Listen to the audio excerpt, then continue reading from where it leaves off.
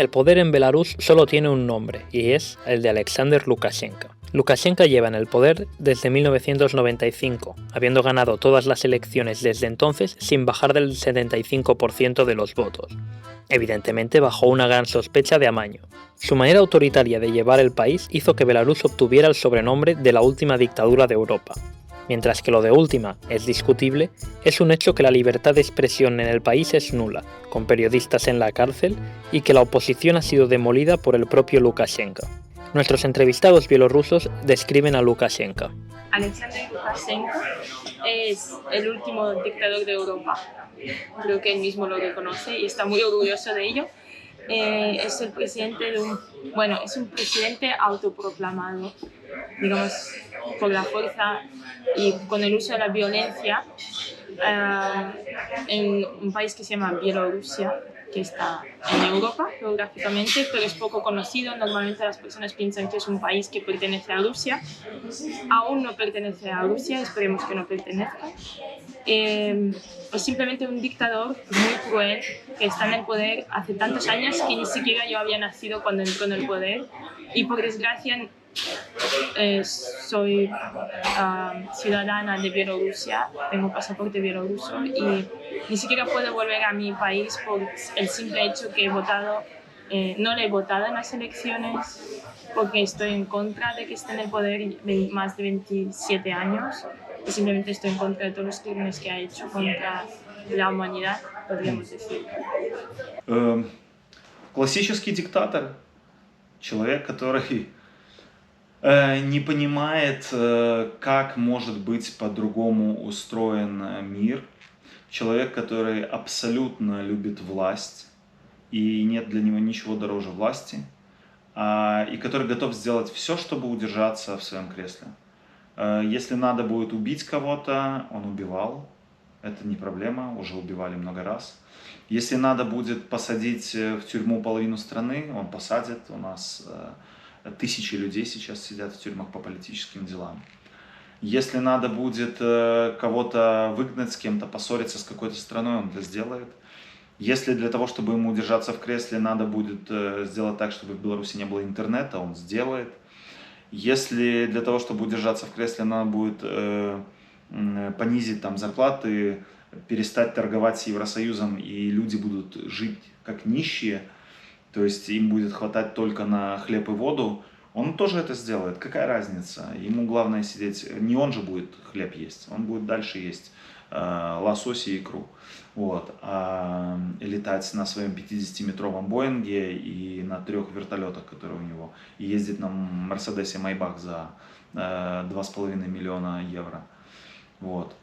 У него все будет хорошо, а что будет с людьми, ему в принципе все равно. Вот. И в этом он классический диктатор, да? Человек, которого интересует только власть, и он готов любыми методами удержать ее.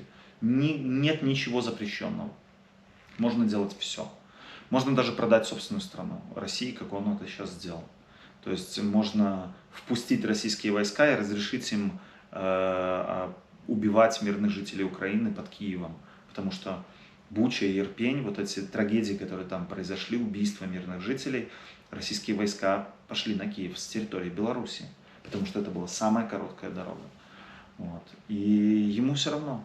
Если завтра надо будет сдать страну Беларусь, он сдаст Беларусь тоже.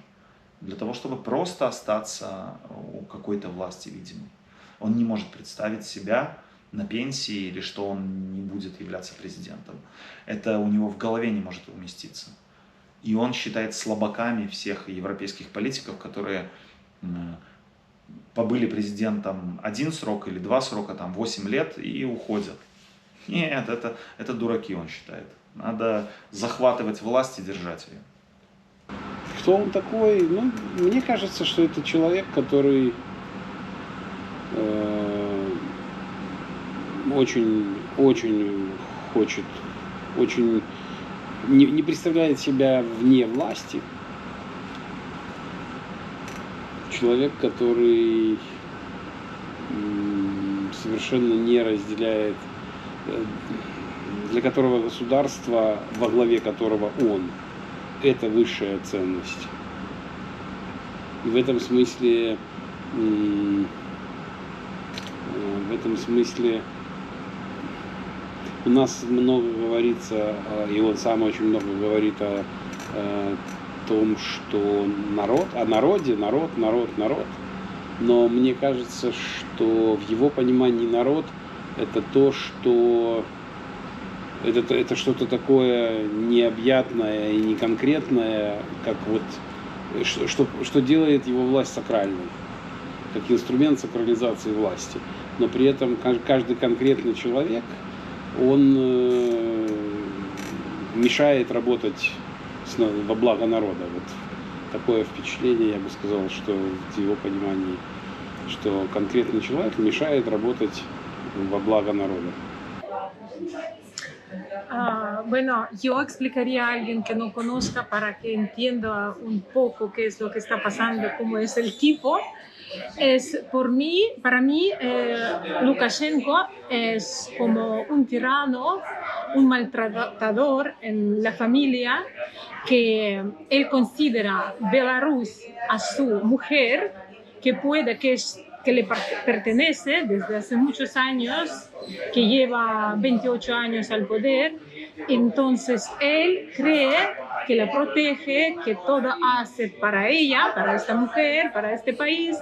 Al mismo tiempo la puede apalizar, la puede meter a la cárcel, la puede hacer todo lo que sea, y no hay ninguna posibilidad de liberarse de esto, que es el típico caso de maltrato cuando un vecino, una vecina viven en esta situación y nadie le puede ayudar. En nuestro caso nadie le puede ayudar.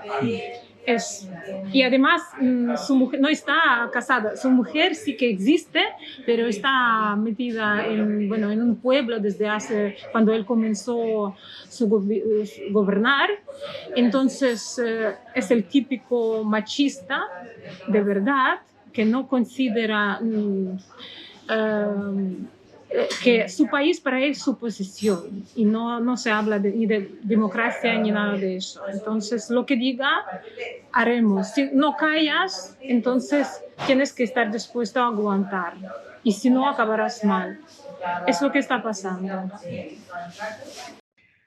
Bueno, Alexander Lukashenko es producto del sistema soviético, un producto clásico, casi diría yo un estereotipo del producto del sistema soviético. Era un señor que dirigía una granja colectiva que se llamaba entonces kolkhoz. Era lo que se consideraba un burócrata, pero a la vez un funcionario, digamos, burócrata, pero a la vez supuestamente cercano al pueblo. Y es un señor que se presentó en una situación de cambio, pero de un cambio que de hecho en Belarus nadie controlaba claramente. No había ninguna fuerza que dominara de forma clara. Y lo que le ayudó mucho a Lukashenko a ganar las elecciones en el 94 fue precisamente que era un señor desconocido. Prácticamente no lo conocía nadie, no era un político destacado, ni del régimen ni de la oposición antirrégimen que apareció justo antes y durante la perestroika y después de disolverse la Unión Soviética. O sea que diría que Lukashenko es un poco producto del azar del sistema soviético, y de hecho lo que ha encarnado sobre todo, lo que más le caracteriza es que es el que ha asegurado de forma más clara la continuidad con el sistema y la mentalidad soviética.